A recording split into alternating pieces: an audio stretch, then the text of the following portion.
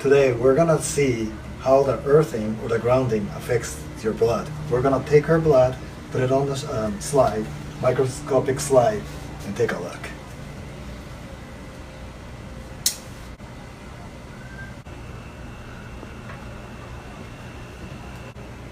As you can see, all her red blood cells are stacked up. This is called a stacked up cell.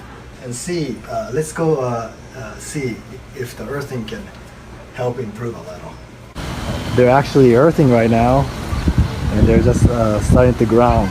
So we'll see them back in 10 minutes. Let's see how the earthing or the grounding has affected her blood.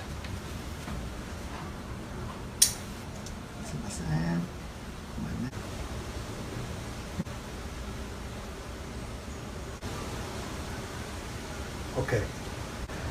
As you can see,